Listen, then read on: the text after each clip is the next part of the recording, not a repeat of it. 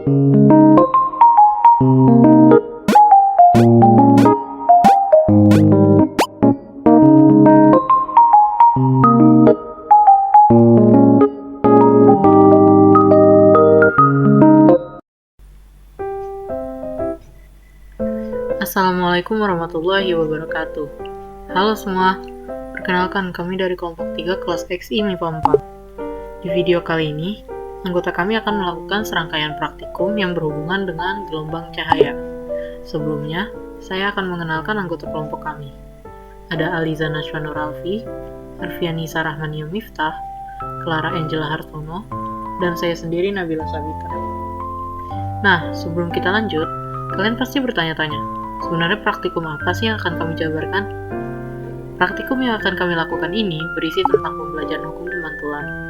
Dengan melakukan praktikum, kami akan mempelajari hukum pemantulan dari hukum Snellius dengan cara menginvestigasi pembiasan pada suatu bidang batas antara dua medium atau interfaces, pembiasan pada prisma, dan pemantulan internal.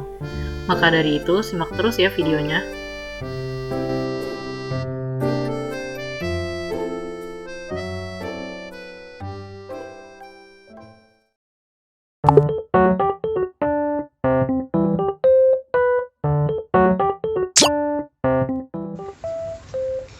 Nama saya Clara Angela Hartono, absen 6. Kali ini saya ingin melakukan praktikum yang pertama, yaitu praktikum pemantulan cahaya.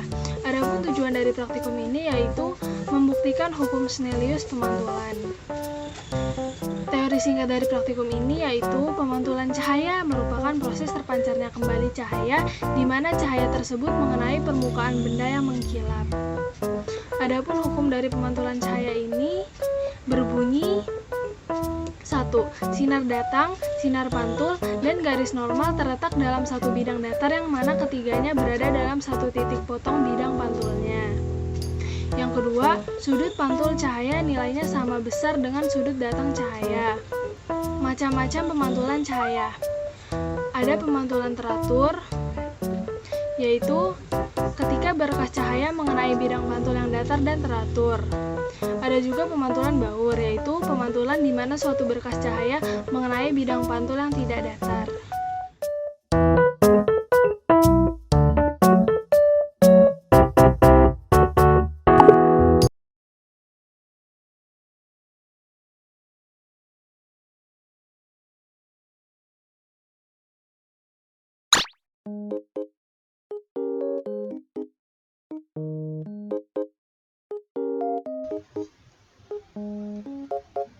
Langkah kerjanya yaitu pertama kita buka browser, lalu buka simulasi PhET dengan mengetikkan pada browser phet.colorado.edu.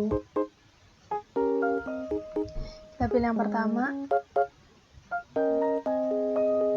lalu kita pilih simulasi, lalu kita pilih physics.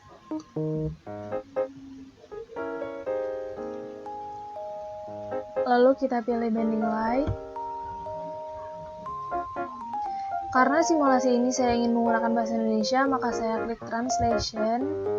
Lalu saya pilih bahasa Indonesia.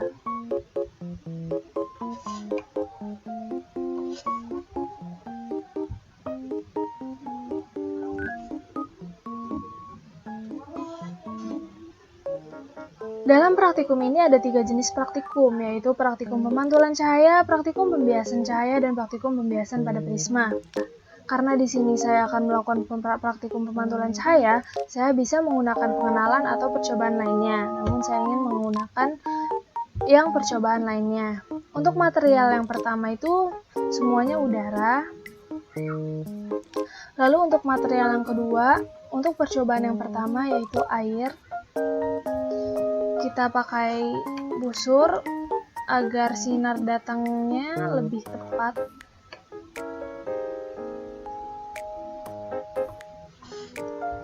Lalu kita aktifkan angles agar tidak terjadi adanya kesalahan paralaks. Untuk yang pertama itu 15 derajat.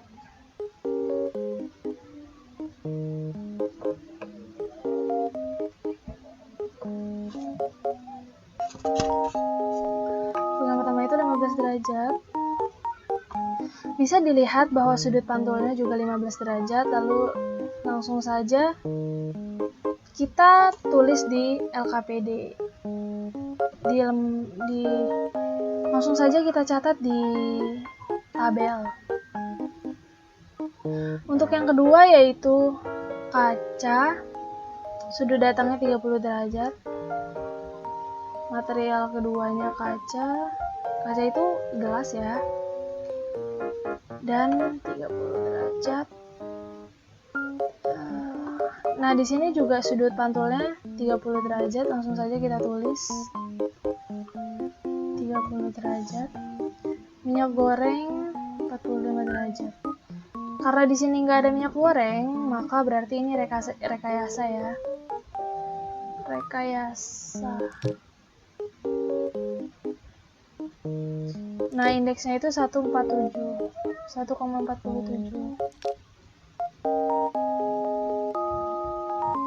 Tadi berapa derajat ya?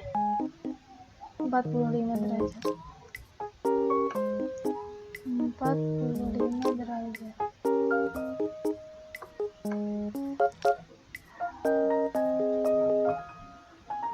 Nah, di sini juga sudut pantulnya sama 45 derajat. Langsung saja kita tulis 45 derajat. Lalu air dengan sudut datang 60 derajat. Air sudut datang 60 derajat.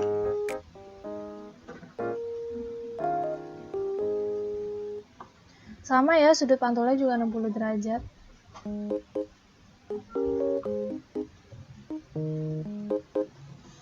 Kaca dengan sudut datang 75 derajat. Kaca atau gelas dengan sudut datang 75 derajat.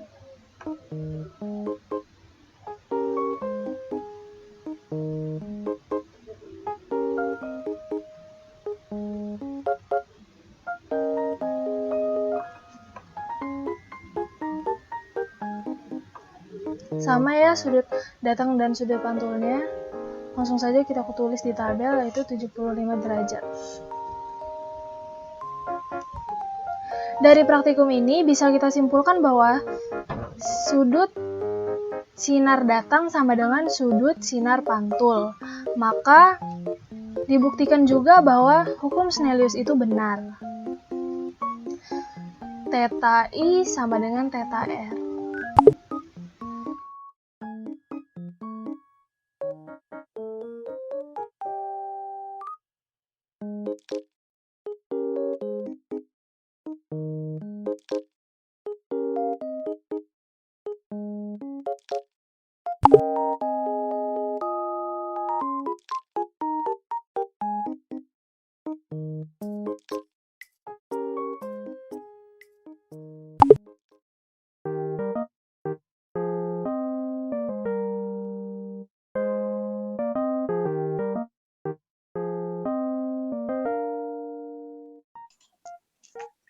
Assalamualaikum warahmatullahi wabarakatuh. Selamat datang di video kedua, yaitu video praktikum pembiasan cahaya. Bersama saya Arfian Nisa akan memandu jalannya video ini. Yang pertama-tama, tujuan dari praktikum ini yaitu untuk membuktikan benar tidaknya hukum Snellius pembiasan. Untuk alat dan bahan yang saya gunakan yaitu laptop, kuota internet, serta website pad. Teori untuk praktikum kali ini yaitu menggunakan hukum pembiasan cahaya, hukum Snellius yang berbunyi. Yang pertama, sinar datang, sinar bias, dan garis normal terletak pada satu bidang datar. Dan yang kedua, perbandingan proyeksi antara sinar datang dan sinar bias sama panjangnya pada bidang batas antara dua zat bening yang selalu merupakan bilangan tetap. Perbandingan tetap ini disebut indeks bias antara kedua zat tersebut. Sebelum melangkah lebih lanjut pada praktikum kali ini, ada materi singkat yang akan saya sampaikan mengenai pembiasan cahaya. Nah, sebelumnya apa sih pembiasan cahaya itu? Nah, pembiasan cahaya sendiri merupakan peristiwa perubahan arah lambat cahaya, ketika perpindahan dari suatu medium ke medium yang lain dengan kerapatan optik yang berbeda. Atau dengan kata lain, berkas di medium berindeks lebih tinggi lebih dekat ke garis normal. Di sini terdapat 3 peristiwa pembiasan cahaya. Secara singkat, yang pertama dibiaskan mendekati garis normal, kemudian yang kedua dibiaskan menjauhi garis normal, dan yang ketiga diteruskan tanpa dibiaskan. Langsung saja kita ke percobaannya. Langkah pertama, kita buka website PET dulu dengan mengetik pet.colorado.edu.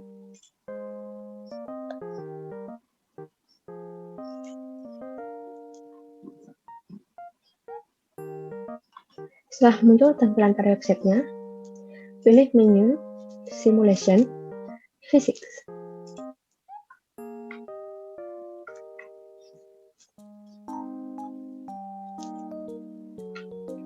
Terdapat beberapa praktikum pada menu fisika ini.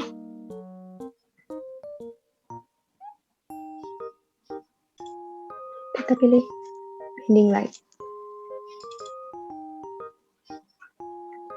Langsung kita mulai. Terdapat 3 pilihan pada percobaan ini.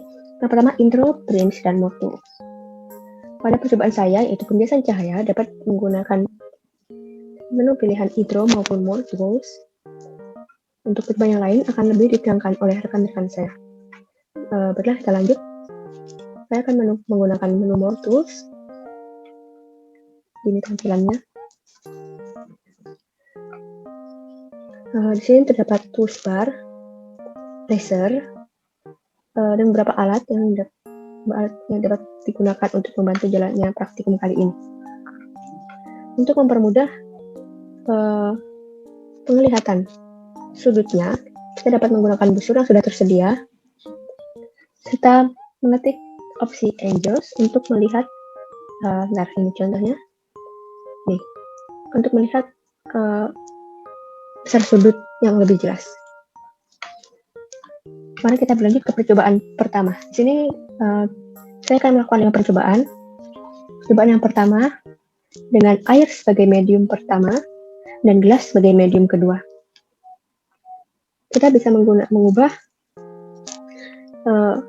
dalam medium bar, material bar di sini, air sebagai medium pertama dan gelas, yaitu glass, sebagai medium kedua. Pada percobaan pertama, digunakan besar sudut datang yaitu 15 derajat. Untuk menyalakan lasernya, kita bisa menekan tombol merah 15 derajat.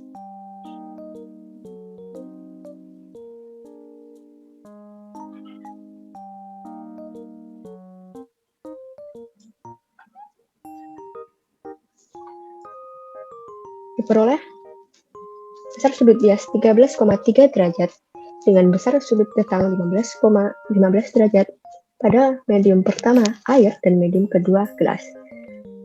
Ini hasilnya sudut bias yang pertama, langsung kita tuliskan pada tabel 13,3 derajat.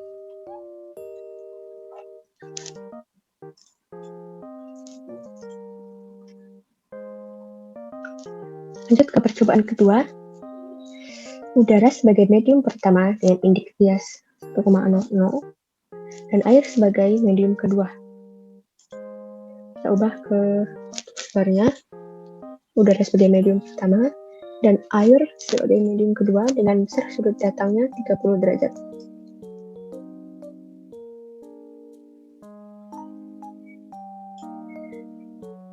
Dengan besar sudut datang 30 derajat sebagai air sebagai medium pertama dan sebagai udara dengan udara sebagai medium pertama dan air sebagai medium kedua, diperoleh besar sudut bias yaitu 22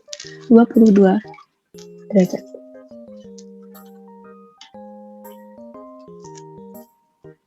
Lanjut ke percobaan ketiga dengan minyak goreng sebagai medium pertama dan air sebagai medium kedua. Di sini tidak terdapat pilihan oil maupun minyak pada toolbar, maka kita dapat mengubah besar indeksnya sesuai dengan yang tertera di LKPD, yaitu besar indeks bias minyak goreng 1,47. Dengan menggeser tombol ini sebesar, kita bisa lihat di sini 1,47.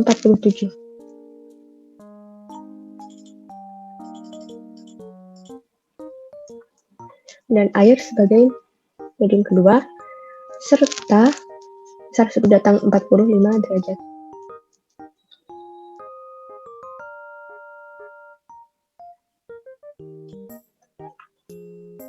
Diperoleh hasil sudut bias yaitu 51,3 derajat.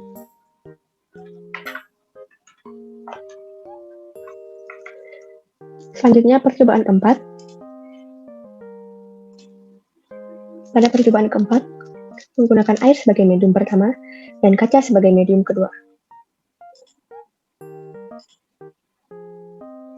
Sama seperti pilihan opsi percobaan ketiga tadi, yaitu minyak goreng, di sini tidak terdapat pilihan kaca. Telah kita sesuaikan saja indeks biasnya dengan tertera pada LKPD, yaitu sebesar 1,54.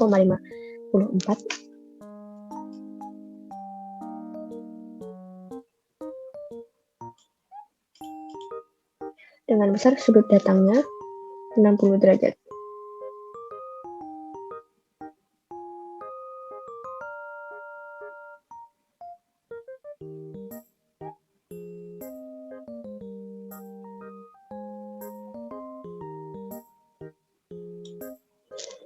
Dengan besar sudut datang 60 derajat, dapat diperoleh sudut bias yaitu 48,5 derajat.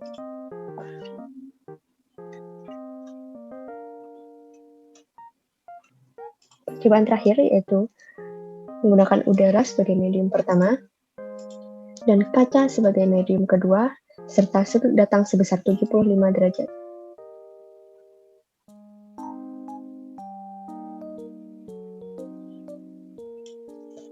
Diperoleh hasil sudut bias yaitu 38,9 derajat.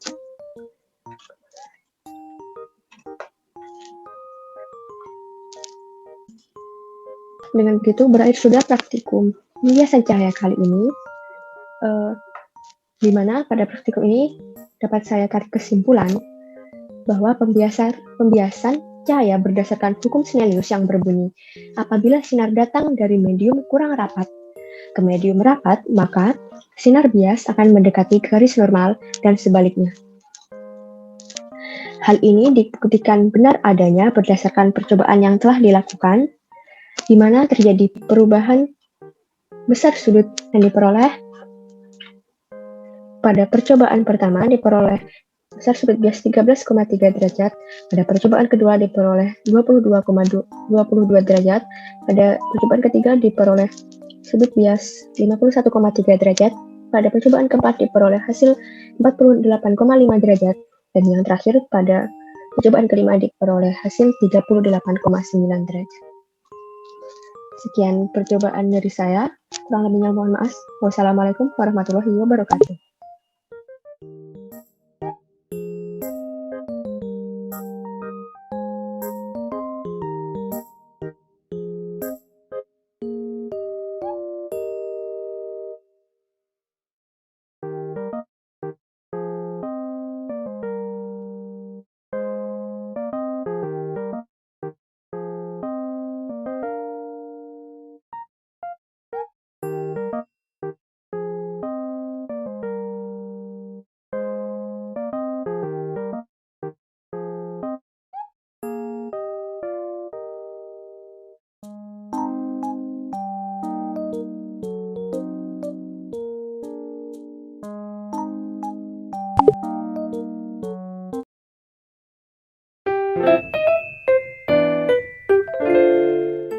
Assalamualaikum warahmatullahi wabarakatuh. Nama saya Aliza Nashwan Nuralfi. Saya akan melakukan praktikum pembiasan pada prisma. Sebelumnya, saya akan memberitahukan tujuan dari praktikum ini, yaitu untuk mengetahui pembiasan pada prisma, serta menyelidiki sifat-sifat pembiasan pada prisma siku-siku untuk menentukan sudut pembiasan dan sudut datang dari prisma tersebut, juga menentukan sudut deviasi dari prisma. Lalu, teori singkat untuk praktikum ini adalah cahaya akan membias sebanyak 2 kali saat di prisma, yaitu saat datang, kemudian saat meninggalkan prisma. Jika sinar datang mula-mula dan sinar bias akhir diperpanjang, maka maka mereka akan berpotongan di satu titik yang disebut dengan sudut deviasi. Dari praktikum ini kita dapat percobaan pembiasan menggunakan prisma. Yang pertama, menggunakan sudut datang sebesar 45 derajat.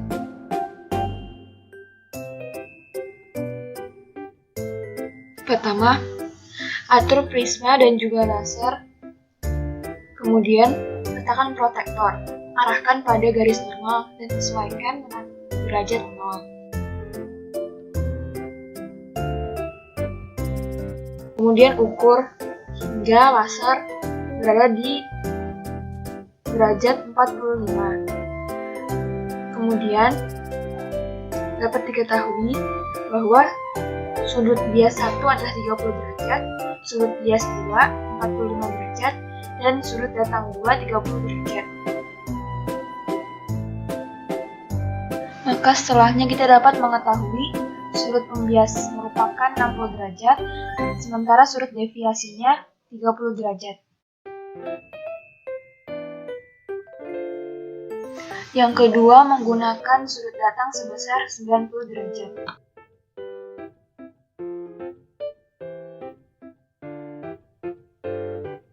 Seperti sebelumnya, pertama-tama aturlah prisma dan lasernya hingga menunjukkan sudut datang 1 sebesar 90 derajat. Setelah itu, arahkan proyektor ke garis normal untuk menghitung dan mengetahui sudut bias 1 sebesar 60 derajat, sudut bias 2 sebesar 90 derajat, dan sudut datang 2-nya 60 derajat. Setelah itu, kita dapat mengetahui bahwa sudut pembias dari sudut datang 90 derajat adalah 60 derajat, sementara sudut deviasinya 120 derajat.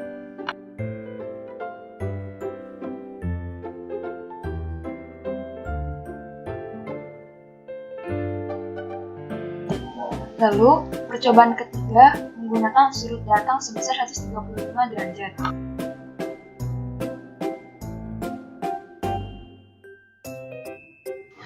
Aturlah prisma, laser, dan proyektor sedemikian rupa sehingga ditemukan sudut datang pertama sebesar 135 derajat. Setelah itu, ukurlah sudut bias 1, sudut bias 2, dan sudut datang 2 hingga ditemukan bahwa sudut bias 1 sebesar 90 derajat, sudut bias 2 sebesar 95 derajat, dan sudut datang 2 90 derajat. Sementara itu, sudut pembias sebesar 60 derajat dan sudut deviasinya 210 derajat.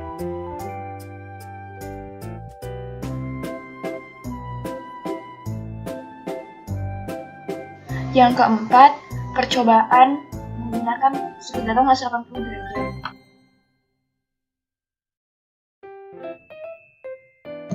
Pertama, atur prisma dan laser. Kemudian, ambil proyektor. Sesuaikan dengan garis normal, hingga dapat diketahui bahwa sudut datang satunya adalah 180 derajat. Setelah itu, kita dapat mengetahui bahwa sudut bias satunya adalah 120 derajat, sementara sudut bias 2-nya 180 derajat, dan sudut datang 2-nya 120 derajat.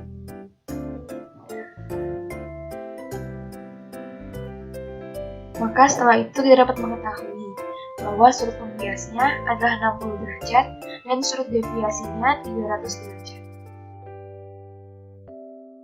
Dari praktikum ini kita dapat mengetahui cara untuk menemukan sudut deviasi, yaitu kita harus mengetahui perpanjangan dari sudut datang dan sudut bias yang berpotongan di satu titik, maka kita akan memperoleh sudut deviasi.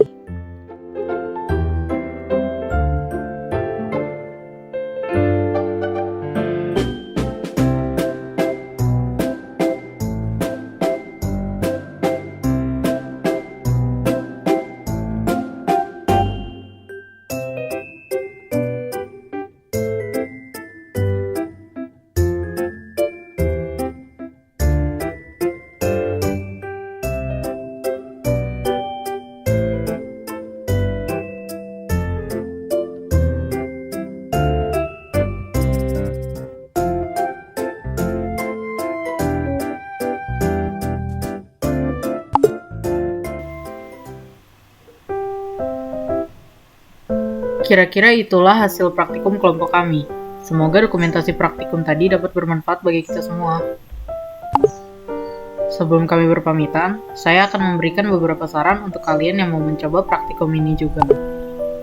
Yang pertama, gunakan pad berbahasa Indonesia agar lebih mudah dimengerti. Kedua, aktifkan Engels untuk meminimalisir adanya kesalahan paralaks. Ketiga, perhatikan indeks medium apakah sudah sesuai dengan LKPD atau belum. Dan yang terakhir, perhatikan letak busur agar presisi. Sekian dari kelompok kami. Jika ada kekurangan mohon dimaklumi dan dimaafkan. Terima kasih atas perhatiannya. Wassalamualaikum warahmatullahi wabarakatuh.